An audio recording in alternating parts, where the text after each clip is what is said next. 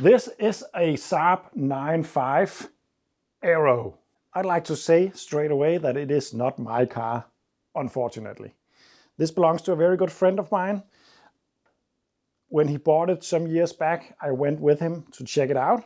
I have done some work on it through the years, and it's back again, and it's back in my garage for some work once more. I think a lot of you don't think I like modern cars, and I don't really like really modern cars, but I have nothing against cars just because it got an ECU and stuff like that. I actually really like the late 90s stuffs, and even the beginning of 2000. It depends on what kind of car it is. And this one, I think overall, from a family perspective, is my favorite estate. It's not the most economical car in the world, but actually that's not fair to say because this car is powerful. And you can still make it drive 11, 12 kilometers on a liter if you want, and are really careful. The big letdown, and most likely the reason why I don't own one of these, is the yearly tax on these. In Denmark, it's extremely much. It is just too much for me to handle. I have never owned a 9.5 turbo myself, but I have owned a 9000 2.3 Aero spec, and I owned a 900, two of them actually, as you know.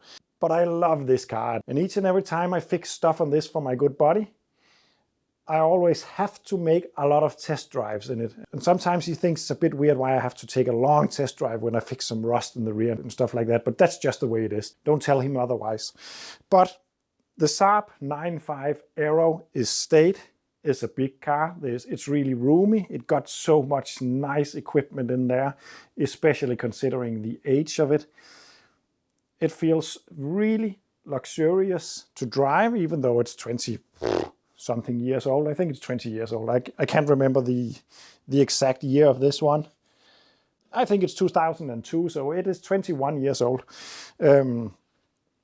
It's a 2.3 four-cylinder engine right there. I'm not going to talk too much about what kind of engine it is and what it comes from, because there are so many nerds out there, Saab nerds, that know a lot more than I do. But it looks really a lot like the 9000 engine, and it also looks a lot like the 900. Of course, something has been done over the years, but overall it looks pretty much the same. It's just another way around compared to the 900. And other stuff is different for sure. I know that these engines got massive oil sludge problems.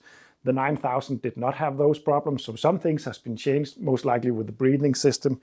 This one has gotten all the updates that needs to be done on these cars to avoid having oil pressure issues. It's an important thing, but all those things has been done on this car. If you don't do it, the oil will sludge up. It will clog the oil pickup, and it will starve the engine for oil. It's something to do with the breathing system on the car to avoid letting out oily fumes into the environment. It's trying to recirculate that, and the system they fitted to this car from the factory was not good enough for that. This one got the update number 6, it's called, I think. So that should be all right. Also, the oil pan has been off, and the pickup has been cleaned on this one some years back though, but everything seems fine. But this little four-cylinder engine is producing 250 horsepower. It's really a fast car, especially considering, no, it's not a fast car if you look at new cars and electric cars and all that, but 2002, 250 horsepower in an estate car, it is really quick. I never get tired of just overtaking something in this car, because it feels nimble and fast, and it's such a nice car to drive. But it has some issues, and the reason why it's here this time is due to oil leaks. And this will not be a real-time video as I normally do, because I think I have found the issue. I haven't fixed it yet. You will be a part of the attempt to fix it and the test. But I have been doing a lot to this car to attempt to fix the oil leak. It is leaking quite a lot from the front and from the rear each and every time you park it. I fixed the front one. It was the crank positioning sensor. The O-ring on that was not very tight, so I have fixed that. I have actually had the engine out of the engine mount and removed the lower pulley to inspect the crankshaft seal. That seems fine. I have been doing so much stuff. I have removed the oil trap back there, which is pretty difficult, especially the first time you do it, to check if it was cracked or something like that. All is fine there. I have checked the notorious oil pressure sensor back there underneath the starter engine. That's fine as well. I seem to have located a small seepage from the timing cover, or not actually the timing cover, actually the Solena head where it goes around the timing chain. I have tightened up the small 13mm balls out here, and it seems to have done the trick. It's very important when you do head gasket on these cars that you put some sealant around the timing chain, otherwise it will leak, and it's a head gasket job if that happens. It's sometimes possible to re-torque the head. I am not going to do that on this one because I don't know if it has been done before, and you could risk having some big issues. So if it comes down to being a leak from the head gasket, we will most likely have to do a head gasket job on this car. But after tightening that up, I don't seem to have any oil leaks from there anymore, hopefully. The special thing about this oil leak is if I just start it up and let it idle, no oil will come out. So it's really hard to pinpoint. If I take it for a drive and just drive normally, slowly, it will not leak. You can park it and pretty much nothing will drain out. But if you floor it, if you let the boost work on this engine, and it's really difficult not to, because it's so much fun, it will leak quite a lot when you park it. My theory right now, and what we're going to check, because I have checked so much else, is that the breathing system is faulty. It has been changed not that long ago, as far as I know, so it shouldn't be faulty. But if something is wrong with that, it will pressurize the oil catch tank. If that gets pressurized, I would assume it would force oil out of that box and out of the drains down there, because it's not clamped together that hard. So I think that could happen. That could be down to extreme high pressure. The guy who owns it would like me to do a compression test, and because he was unsure that maybe the piston rings were bad. But this car drives so well. It is a bit smoky on startup, but I think that's the valve cover seals, the valve stem seals. I really don't think there's anything wrong with the compression on this car or the rings. This engine has done 311,000 kilometers, which is not unheard of on these cars. They can last for a long time. The breathing system consists of a hose from the crankcase and a hose that goes to the intake again, and then down to the catch tank and into the... There are check valves in this system, and if those doesn't work, it will pressurize stuff that is not supposed to be pressurized. There are two check valves in the update, and I'm going to check them, because if, and I'm hoping it's the case, they are not working right, it will be a problem. I have tried blowing down them and sucking down them. You shouldn't really do that. They check out fine, but I'm not able to produce around 0.9 or 1 bar or something like that just by doing that. So I'm going to test them right this time. If this doesn't show any problems, okay, then we're going to check the compression. So I'm going to check that. Hopefully we find an error, and if we do, then let's take it for a spin. And unfortunately, we will really have to floor it to make the problem come alive. Okay, so we have a check valve back here, and we have a check valve down there. It all goes to this T connection. So I'm going to take those apart. And firstly, I'd like to check this one that goes into the throttle body. I don't know if you can see it, but there are arrows on it showing that way. So it needs to allow for pressure going in to the throttle body. Let's test that. The pump is now pumping pressure, and I'm not able to produce any pressure. That's good. Let's turn it to sucking mode like that. As you can see it. It is holding pressure. Let's check the other one. This one is the other way around, so if I try to pull a vacuum, nothing happens. Let's try pressure. It's sort of working a little bit, but it cannot seem to hold the pressure. It'll just drop. And that's a lot underneath one bar, and I think it will be seeing that. Or the oil trap, which is not meant to happen. So I'm going to replace that valve, and I got a spare one right here. Let's just check to see if that can hold some pressure. Yeah, 1 bar, not an issue. Yeah, that works just fine. So I'm going to fit this one, and then hopefully that oil leak will stop. It is actually even possible to hear just by blowing into it. Listen to this.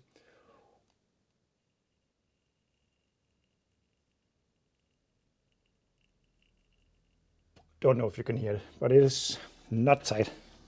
Let's try with the other one.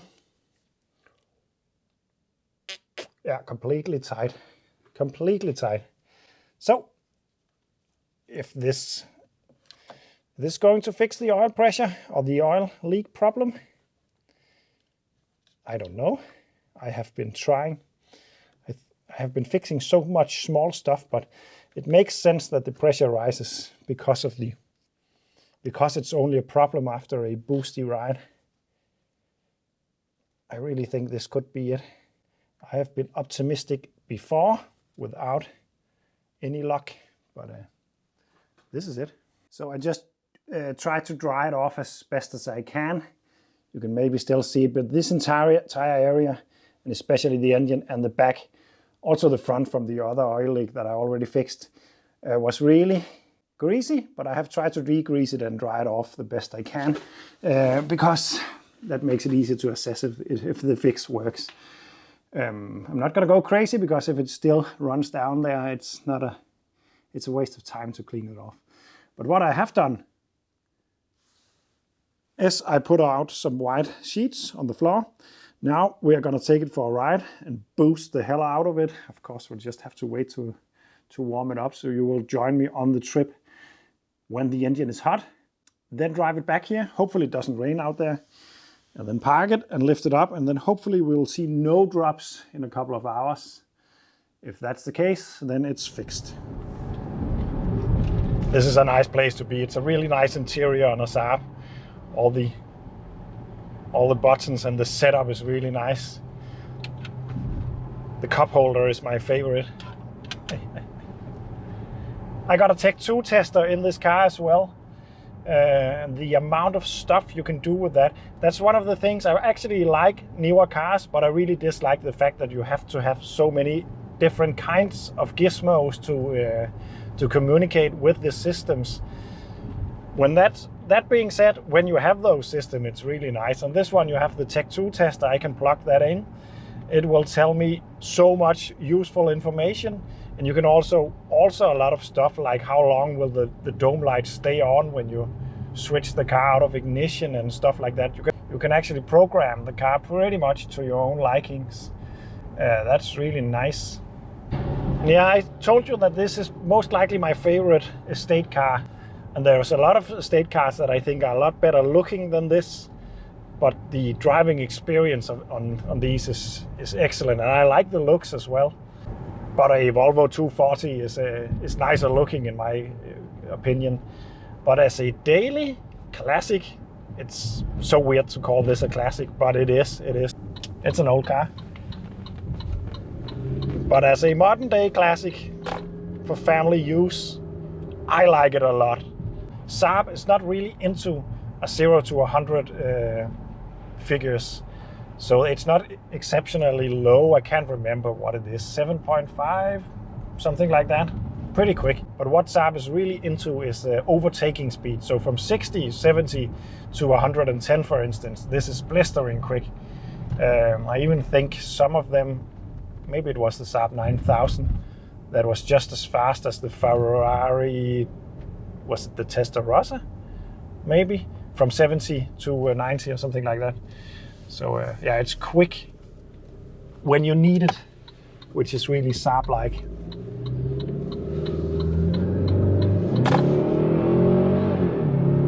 And it kicks you back. Especially the speed limit is 80 in my country, so I'm not going to go faster than that. But it arrived pretty quickly. This is a fast car, and it helps, but it also helps that I'm normally driving cars that are really slow. So this feels like a supercar comparing it to my dailies. But I'm doing 60 now. Let's try to get it to 80 as fast as possible. That's 80. Actually 90. Let's slow down a bit. So it is really quick in that. The only thing that's slow, that's the kick down. It needs to get down the gear.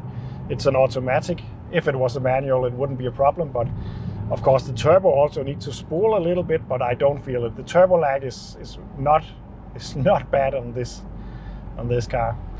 And this is one of those cars where you're actually looking forward to meeting a slow driver, because you can just stretch the leg of the car. So you're not being annoyed like normally. At least I am not. Let's just go past him.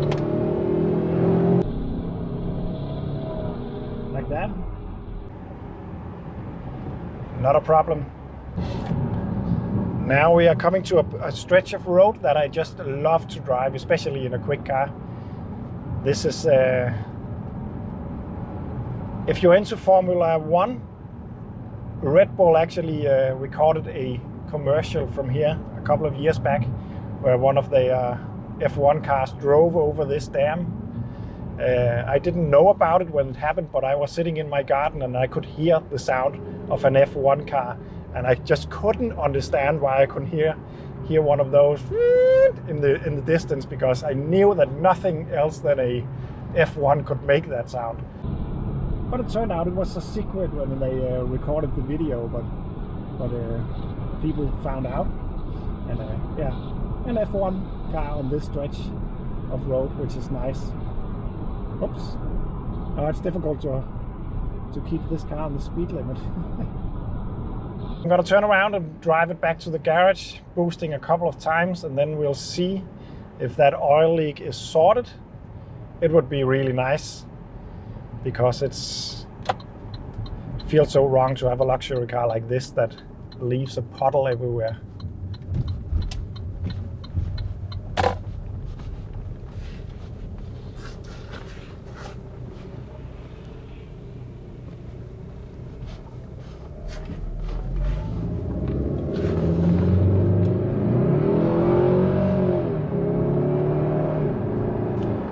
But the sheer quality of these cars, as I told you, it got 311,000 kilometers on the clock. It is right now owned by my friend who has 2 small children, and he's a bit of a cleaning freak in my opinion. His stuff is always so clean and nice, but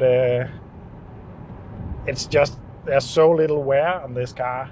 It's amazing. It could just as well have been a low miler when you look at the interior. It's really something. It's really nicely put together. I really don't think that Saab made a lot of money on these cars, and maybe it's one of the reasons why they went bankrupt. When this came out, they were a part of General Motors, and the quality of Saab already dropped by then, but it's a lot better than many other cars, especially GM cars. When GM took over, that actually some of the staff refused to do some of the shortcuts to bring the production cost down. Eventually they had to, but that's the story at least. And I know the early Saab 9000 has light in the engine bay. The later ones did not, so it's a downgrade. But Saab just kept on going bankrupt, and they just went bankrupt the other day once again under a new name, Nevs, I think it's called. Chinese owned, I think, but it's a Saab plant in Trollhättan, and they just went in hiatus, I think it's called. They are not completely bankrupt, but they are not doing anything, and the workers has been laid off. But Saab was good at a lot of things, but apparently not very good at making money. Let's try a quick 0 to 80, just for the fun of it. Oh, wheel spin. 80. And I'm doing all this to make sure it's not leaking oil. Remember that. I'm not just being a hooligan.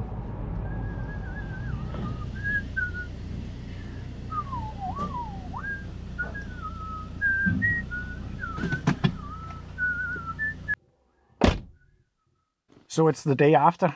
The car has been standing here for 24 hours. Let's move it out of the garage and check underneath that engine.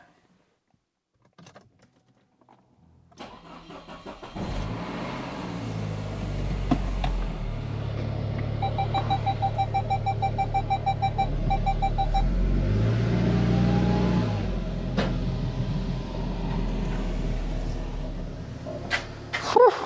It's cold outside.